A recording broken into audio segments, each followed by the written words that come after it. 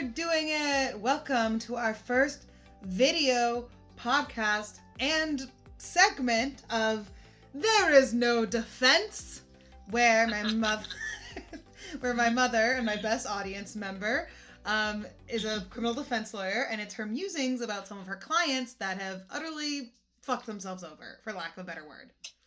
Terminology, excuse me. And so today we're going to talk about one of our clients who allegedly robbed a bank, but has kind of fucked themselves over. Well, let me do a little a better intro, if I can. This is a little bit off the top of my head, but I think it'll help make, because you and I have all these outside conversations, so I just kind of want to give a little intro. So I'm a public defender, criminal defense lawyer, and I think people have a misunderstanding, especially most of my clients, that somehow every time you get arrested and charged with a crime, there's a defense. And really, if the police do their job correctly and with integrity and gather and collect the evidence, and the prosecutor charges the case correctly, and they do everything they're supposed to do, I should lose. I should lose most of the time, right? Because they don't really just charge innocent people with crimes, as a general rule. Obviously, I've won a lot for all sorts of varied reasons, and not for nefarious reasons either. But just wanted to kind of start off with, there's only like 2 or 3 defenses in the whole world, which are self-defense. The big one. Well, the big one, is I didn't do it. It wasn't me. Mm-hmm. I wasn't there. I didn't do it. It was someone else. You got the wrong guy, right? Actually, I don't know what they teach in law school anymore, but in the old days, they used to call it the zany defense, S-O-O. She had to sneeze. I just sneeze. I'm so sorry. You're fine. No worries. Zany defense, which is S-O-D-D-I, which basically is abbreviation for some other dude did it. And that's actually one of the most common defenses. It wasn't me, it was some other guy. And then, there's self-defense, right? Which is very, much more complicated than it sounds on its face, called different things in different states. Montana is called justifiable use of force. And the idea is somebody comes at you with a knife and you punch them or kick them, you shouldn't get charged with the crime, right? Because you're defending yourself or you're defending your home. That's where all the castle laws and the stand your ground laws stem from. It's this idea that you have this right to defend yourself, which is true. We do. People sometimes take it a little bit too far sometimes, and what they believe justifies. So it's like the old movie, what was it, The Untouchables, that if you bring a gun to a knife fight, no, you bring a knife to a fist fight, you bring a gun to a knife fight, that's the Chicago way, or something like that. But so that's not justifiable use of force, right? You got to meet force with the same amount of force. So you kick me, I can't shoot you, but I can kick you back, maybe twice, right? So it's sort of common sense, really, but of course the law makes it much more complicated. So just that is a little overview about what is a defense. So of course I have thousands and thousands of clients, and as soon as I meet them, they immediately want to tell me why they didn't do it. The cops are wrong. They got the wrong guy, or there's some other problem in the way the evidence was gathered. And I've learned over the years, it's very important to a lot of my clients to that I believe them, right? That they're not a bad person. They somehow think I'm going to fight harder or defend them more, and I have to educate each and every one of them. I don't care whether you did it. And this is another thing that surprises people. I am not in the business of truth-telling. I am not in the business of gathering evidence and proving a case. I'm here to protect the process, to make sure the state does their job. I'm here to make sure that we don't live in a country where one agency gets to just point the finger at somebody and accuse them of a crime and then throw them in jail and then send them to prison or, God forbid, execute them, right? I'm the checks and balance. I'm the one making sure the other side's doing their job. And that's how we continue to have fair process, fair trials. May I interrupt quickly? Sure. I remember when I was growing up, some girl, you know who this is, but I don't have to drop her name. She's like, I was talking about how you weren't a very good liar. Like, it's so easy. If, like, I give you something, you're like, thanks. Molly, and you like purse your lips and like, yeah, my mom's such a horrible liar. It's so obvious. And she's like, is it her job to be a liar? And then you I got know. offended.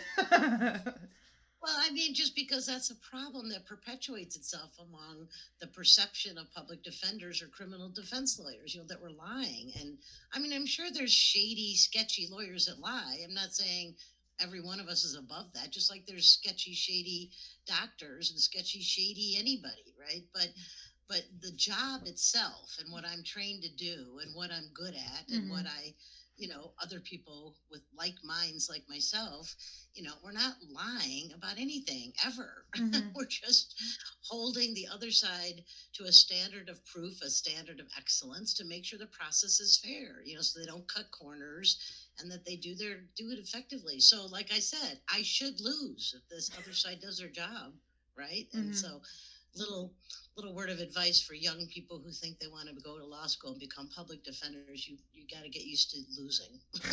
You're gonna lose a lot. So you and I were sort of talking about this, and I was telling you a little bit about a recent case, and you were laughing, and so you said, "Oh, let's talk about that on the podcast." So I don't know how interesting this is to anybody, but so recently I have a gentleman who was charged with robbing a bank. And the way the crime sort of unfolded is somebody, my client, perhaps somebody else, perhaps, walked into a bank in the middle of the day, handed a note to the teller that said, "I'm going to blow this place up unless you give me money." Mm-hmm. And the teller simultaneously pressed the button to call the police. Mm-hmm. It's called a silent alert, I think. And saying at the same time handed about $7,000 over to my client. I'm sorry, just to whoever it was that walked into the bank and requested it. Oh, that was a Freudian slip, wasn't it? So the somebody leaves the bank with the 7,000 and takes the note back with them. So somebody escapes. Police arrive within a reasonable period of time. They start tracking some footprints in the snow, and it leads them to an apartment. It leads them to my client, who may or may not be the somebody. And they take certain steps in their investigation, talk to people in the apartment building, kind of get some timelines. So they arrest my guy, and then they get a search warrant. And the search warrant lets them go search my guy's apartment while my guy's in jail. And so they're searching his apartment, and what do they find but the note? The note from the note from the actual robbery? The actual robbery. I didn't know that part. I know. I think I told you there was a practice note, but I was wrong. I went back and reviewed. It was the actual note that was shown to the teller, found in his apartment where he lives with his girlfriend. Okay? So my client, girlfriend, live in an apartment, search is done. The bank robbery note is in the apartment. The surveillance video that shows the somebody walking into the bank is dressed very, a lot of their face and everything's covered up. It's winter, and they've got black hoodie and a big thick coat, and kind of their face is some sort of snow mask. But all these items of clothing are found in the apartment that match the clothing on the surveillance video. Okay. So, they got him. The only thing they don't got is the money. Right? They have no idea where the money went. So, and that's what your client has been saying, that like they can't prove anything because they can't find the money, right? Well, more interesting than that, when I meet with him, he says it wasn't him. It was a hitchhiker he picked up. He picked up a guy who was hitchhiking, and that guy robbed the bank, and then was staying at his apartment, I guess, and left the note there. I'm not quite sure about those details. But it was the hitchhiker that did it. Well, I just want to share with everyone. Well, I just want to share with everyone why I thought this was so funny. You really ruined it with the facts, because my mom was telling me, she's like, "Yeah, so they found a practice note in my client's house that matched the handwriting and was like scratching out, like, I'm gonna rob this bank unless you," and then like scratching it out. So that the practice note doesn't exist, and you just made that up. Well, sort of. I didn't make it up. I got it confused with what the other pieces of evidence, and the other piece of evidence was, so one, they found the actual note, which I thought was a practice note, and then I figured out it was the exact note. Second thing I discovered is that when my client was in jail, he had written, they're called kites, when inmates in a jail want to write something, ask for something, Mhm. maybe talk to their lawyer, whatever, they write these little notes, and these Mhm. notes are called kites. Mhm. And so the police confiscated his kites, and then they compared the writing on the kites in the jail to the Oh. writing on the quote unquote note that the teller had identified as the one she had been shown.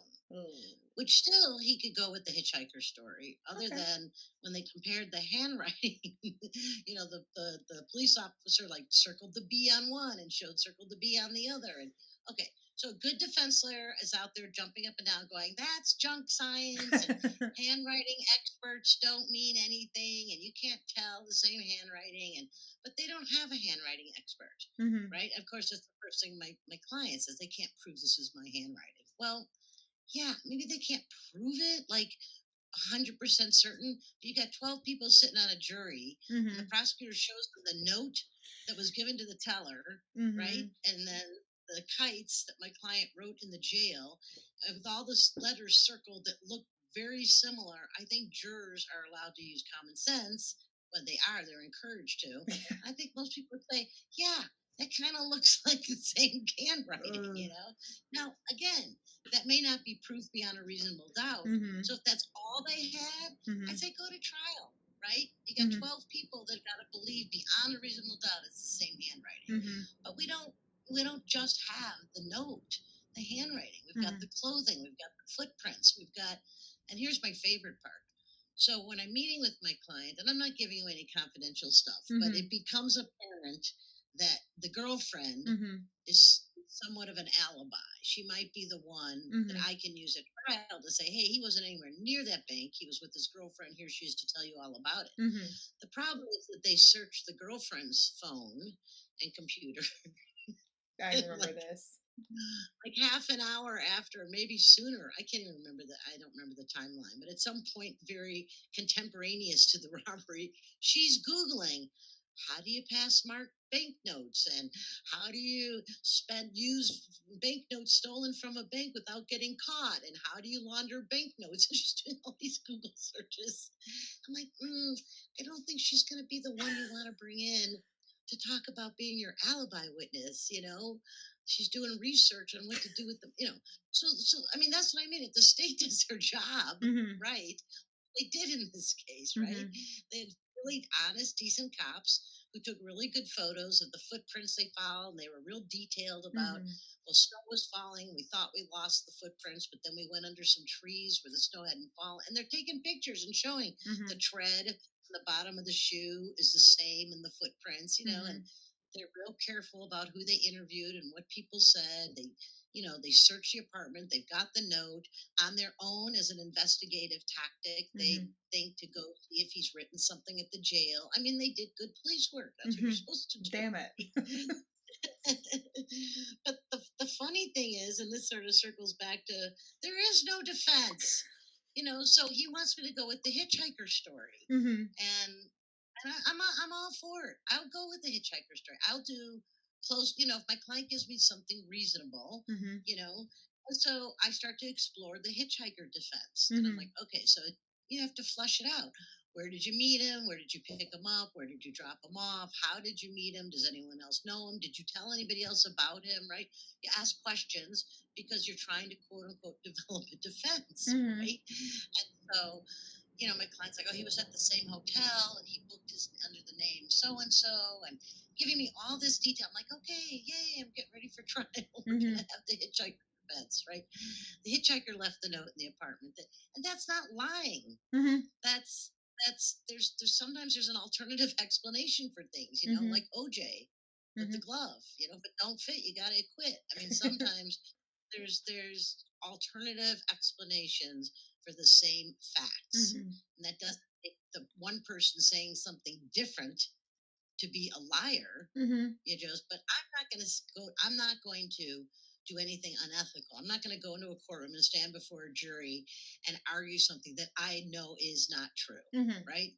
Mhm. And I'm just not going to do it. And most ethical lawyers won't or shouldn't. I'm Mhm. sure there's plenty that do, which is maybe why they get a bad rap. But Mhm. I'm not going to do that. But I'm not going to close my mind to other alternative explanations, especially if that's my client's position, Mhm. right? You don't plead guilty to something he says he didn't do, you go to Mhm. trial.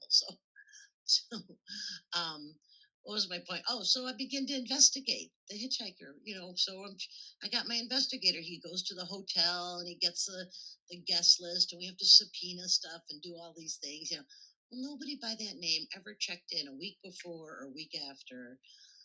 And then I go back to tell my client, this investigation thing isn't really panning out. I'm Mhm. not able to verify anything you're telling me. And he's like, oh, that's because he went under this other name. So then my investigator trots back and Ooh. tries to figure out if, what were the names of the people that Mhm. did put their, stay in the hotel that night. I mean, and after a certain point, he just looking at my client going, there is no defense. There just is no defense. Mhm. I mean, you can go to trial with no defense. You don't Mhm. have to have one. Kind of what I said in the beginning. A lot of times we don't. You just count on whether or not the state can prove their case, right? Mhm. You really, I'm not required to prove anything.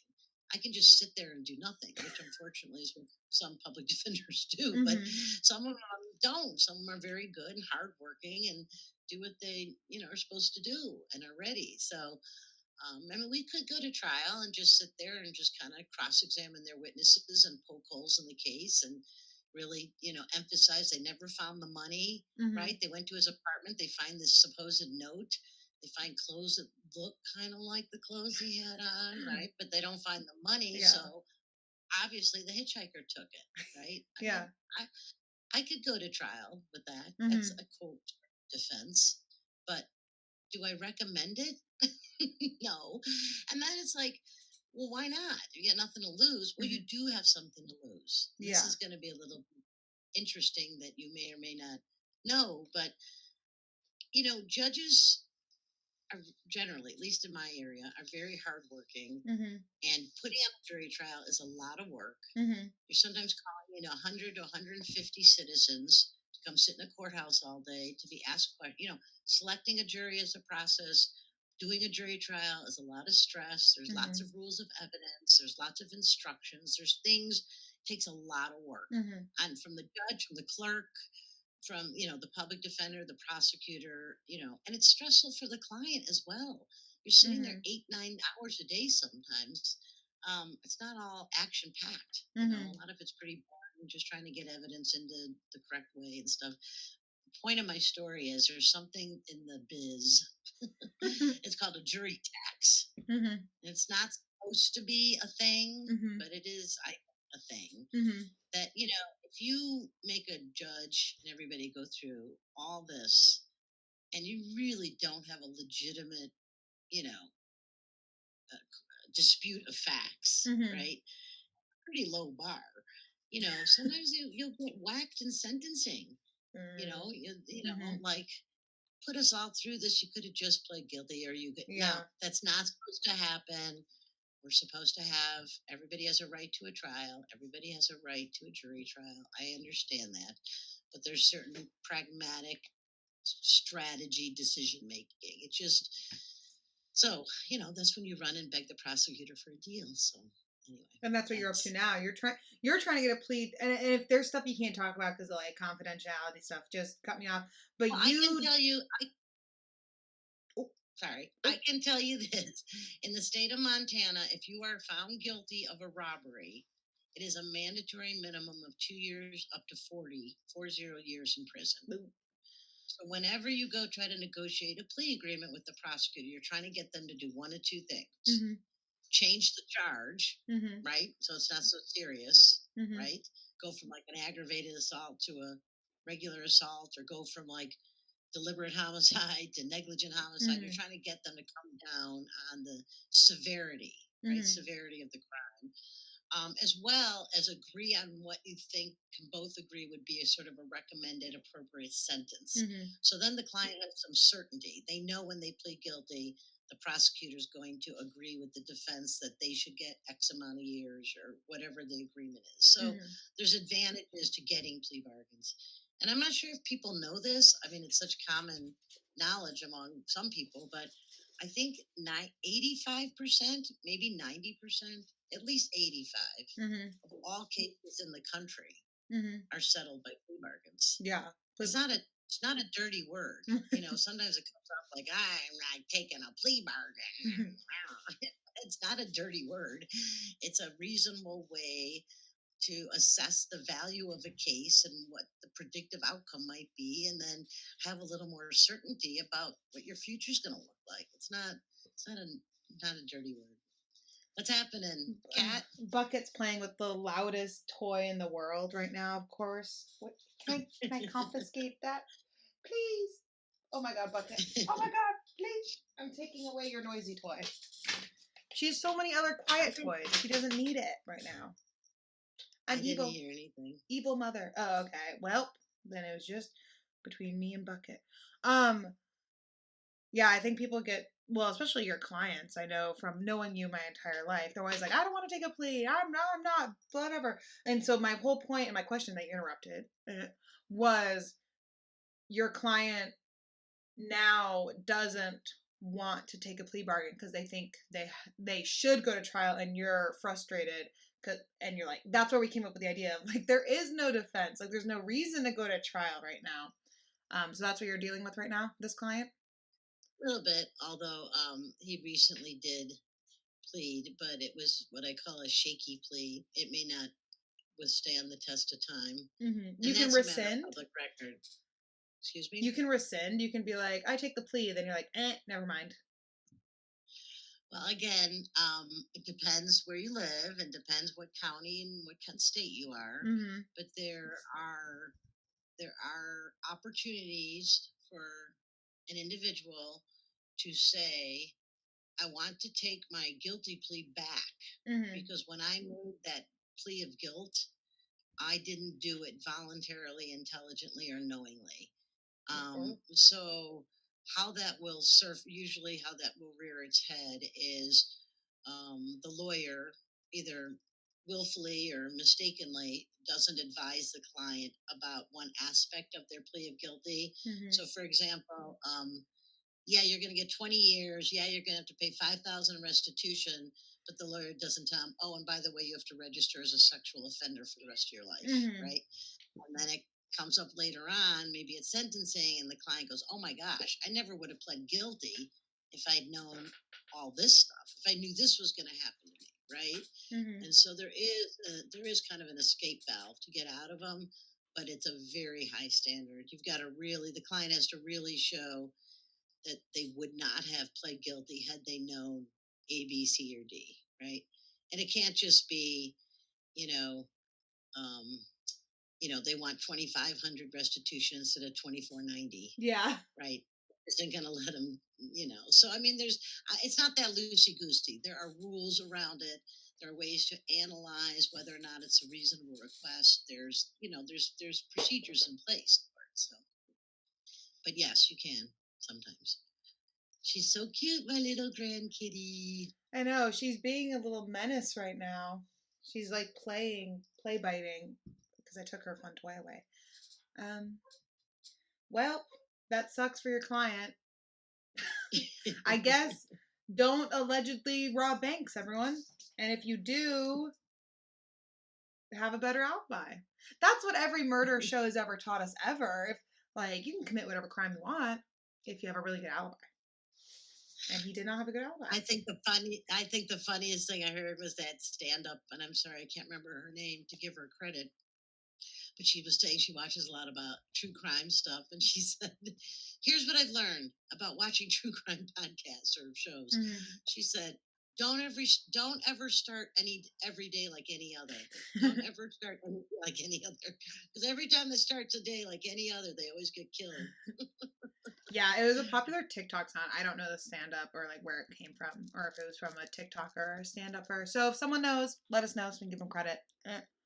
Very funny. So that's why there is no defense. Any final thoughts, counselor, about that? No, don't rob banks. Don't allegedly rob banks. We don't know anything. That's right. I like that. Don't allegedly rob banks. Good one. Okay. See you soon, mother. Talk Goodbye, to you daughter. later. Thanks so much for watching. If you enjoyed it, please subscribe, like, share with your friends. Have a good day. And if you want more podcast episodes that aren't available on YouTube, we have a ton of episodes that are available just through podcast and audio, all linked below. Have a nice one. Bye.